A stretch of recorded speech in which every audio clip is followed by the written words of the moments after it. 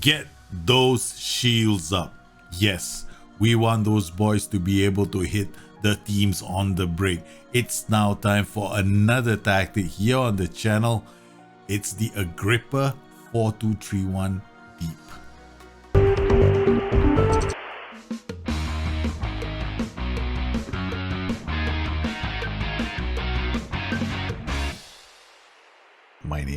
My name is Daljit. Welcome to the show. I've started a post on the forums where I talk about a control block preset. It's actually a setting that I use with up to 5 tactics. I've also shared this preset with my friends, and they've gone on to create their own disciplined block systems which soak teams in and hit them on the break. Now, does that sound familiar? That's what Jose Mourinho likes to do. So it's a kind of a hip topic nowadays, and people have asked me to replicate this system. Well, I like to help people achieve their dreams, but I want to encourage people to go out there, use the control block preset, and come up with their own ideas on how they see Jose Mourinho is playing. So with this system, on the forum threads, I have plans to include PKMs or more tactics. Up to 4 tactics to be included, including tactics from my friends. I'll be attaching them into that post as well, so that people can go and try the control block preset out. It's an interesting way of playing the game. Now, I personally like to play one formation, home and away. I rarely ever do this, but with Sporting Lisbon, Dundee and Forest, I've gone to use a 4-2-3-1 DM deep formation. Now, with Sporting Lisbon, it's been very interesting because the style of football for Sporting, they are not their favorites, right? So whenever I travel away from home, I use this system, and we've had some fantastic results, including big wins over Benfica, wins over Porto. We're doing really well in the Europa League. We're outperforming expectations, and with Forest as well, there's some phenomenal goals coming from Forest. Even Dundee managed to hold on to we were 10 men down against Glasgow Rangers, right? We used the 3-4-3 DM system with the control block preset, and we managed to limit Glasgow Rangers, who have got a really aggressive style of football in Scotland. We limited them to only 2 chances which required saving from our keeper that were good enough to be a threat. The rest of the chances, they were so low in XG, I didn't have to worry about them. So the style of football is pretty simple. We are drawing teams in. We have a narrow shape, so we encourage them to use the flanks. We have to defend against the cross. When they get into the zone, we want to mark them tight and then want to hit them on the break. And we don't want to waste too much time doing it. So without further ado, let me get into the team instructions that I'm using with this tactic.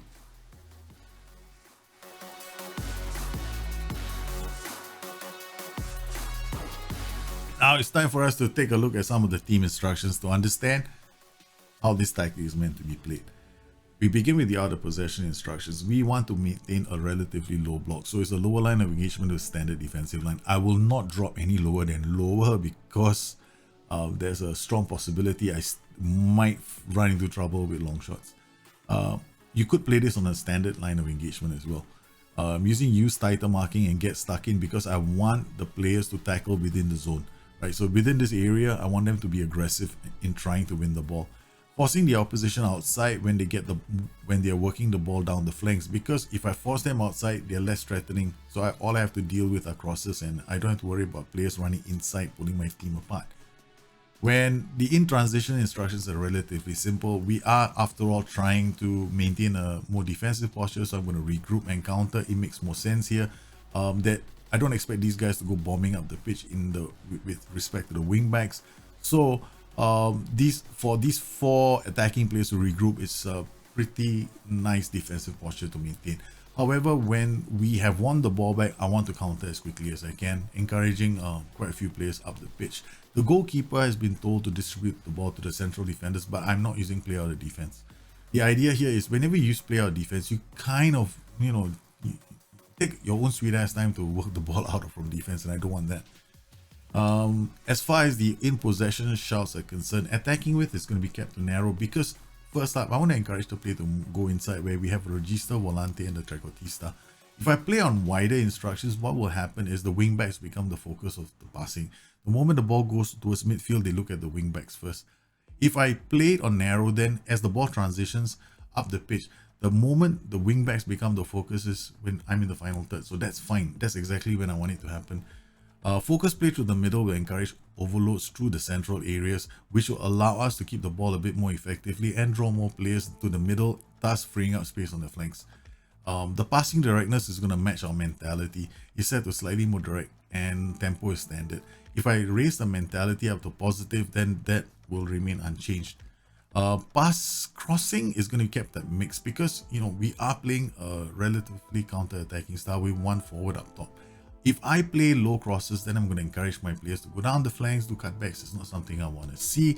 I want us to have some variety in crosses. In this particular case, is a good option. And finally, I want my team to stay disciplined throughout the transitions, right? I do not want them trying too many funky stuff. We already have 3 funky roles in the middle. I don't need to make the whole team think like that. So I think that's enough. As far as mentality is concerned, it's a risk modifier. So here, mentality is just a question of how much risk your team is willing to take. In FM21, balance is not bad. Balance is actually a fairly good mentality to start with for most tactics right now. So if you're in doubt, start with balance. You can't go wrong. So this is the control preset, and this is the Agrippa system. As far as play instructions are concerned, the tactic I plan to upload on the forums, which is also a 4-2-3-1 deep, will have no play instructions. This is slightly different, right? Because I'm uploading this. It's a slightly different style of play. Here I've got a fullback on support who's been told to get further forward. I'm trying to encourage him to support the volante. Now, with a fullback on support, you won't see him driving down the flanks as much, right? And chances are he's going to play forward passes most of the time. He'll play sideways passes to the volante, and he'll try and find the inside forward when he has the chance, right? When it's a simple chance. So this will help us effectively keep the ball between the fullback on support and the volante. I had a thought of using a wingback, but I think the wingback is a bit more aggressive. With the volante bombing up and down the pitch, I really do want somebody. I don't want to lose the ball during the defensive to the midfield transition. It's not a good time to lose the ball because we will have to defend. We will be put into a very bad defensive position. As far as the ball, we have a ball playing defender and a central defender on defend, and a wingback on support. Why have I gone with this combination? Well, the wingback is going to be fairly aggressive. I do not want another player behind the register bringing the ball out of defense because he has a playmaker right in front of him. So I reckon the better option is to put him on the side of the register so that they can actually work together. As far as PIs are concerned, for the 2 players in the middle, there are no PIs for the regista and the volante. But once we get to the final third, there's a fair bit of roaming going on. The inverted winger has been told to roam. The inside forward has been told to roam. The trequartista has not been told to roam because he's going to do it anyway. And then my favorite role for all low and control block systems. Without hesitation, is going to be the advanced forward. It is the primo numero uno unparalleled role for counter-attacking systems.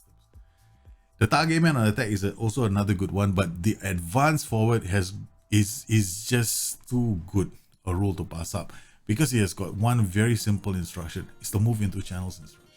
So whenever you play a counter-attacking game, right? So sometimes the ball tends to travel to the flanks. He does go to the flank and he helps out. So that's one of the reasons why I've got roaming set up here, because sometimes he drifts off to the flanks and creates opportunities for other players, which is fine.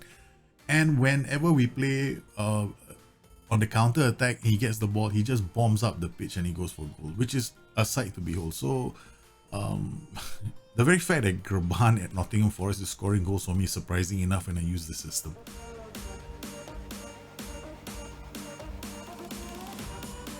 The set pieces, once again, they're pretty standard. We've got 2-man marking. We've got your best jumpers here, near and far post.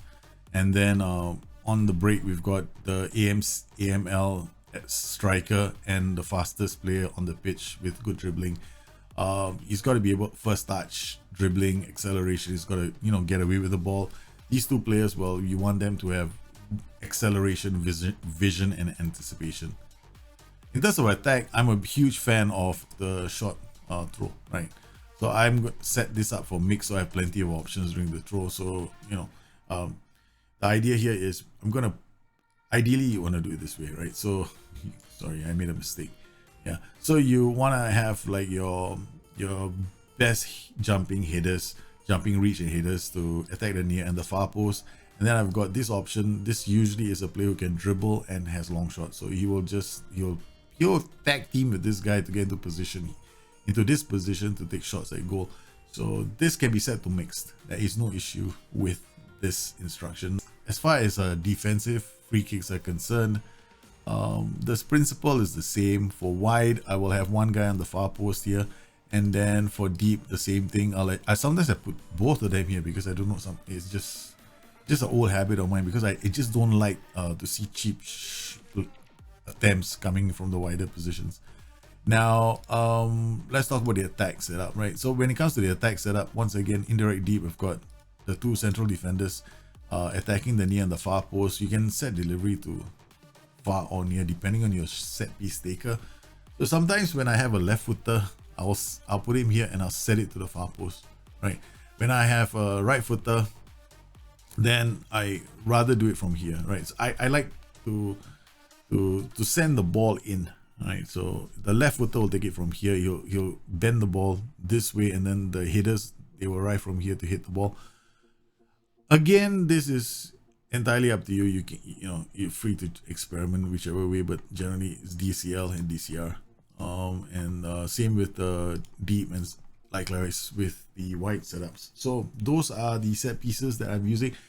When it comes to throw-ins, I do all my throw-ins short. So if you are interested in a long throw, well, you're out of luck.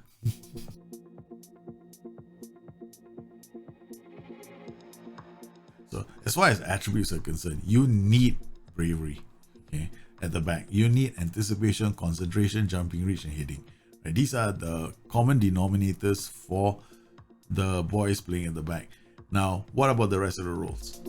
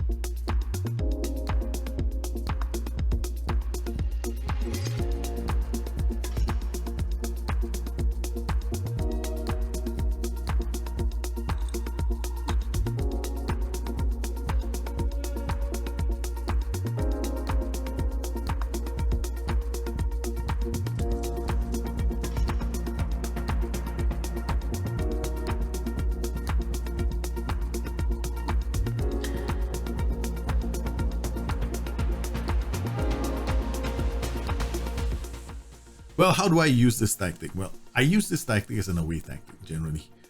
So if I am playing against stiffer opposition, this is what I begin with. If I fall a goal behind, then I will definitely turn to my home system. If I had a home system, then I would turn to the more attacking variation of one of my tactics. and use that instead. And I've done that quite a few times. In fact, on my last stream with Dundee United, we fell a goal behind to Hibs, and I was using this system at the start. So I got very annoyed. So I switched to my offensive Firestorm system, which is a 3-4-1-2. We pulled 2 goals back really quickly, and then we settled back on our Agrippa system, and we scored 1 more goal, and we finished the game. We finished it 3-1 winners, and I've done that a few times, and I've fallen a goal behind. So generally, what I believe is, if you want to use the system, away from home is the best bet.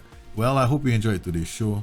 If you enjoyed it, please hit the like, the subscribe button. I really want to thank all my patrons for their continued support. They have been absolutely unbelievable the last couple of weeks. We've gone from strength to strength in our little community, and I am so proud of the fact that so many of them have come along, and some of them have even started their own channels, and they're helping each other out. So that's amazing. I want to wish you guys a very Merry Christmas and a Happy New Year. If you have any questions, you guys know exactly where to find me. Take care, have a good one. I'll see you again soon. Bye bye.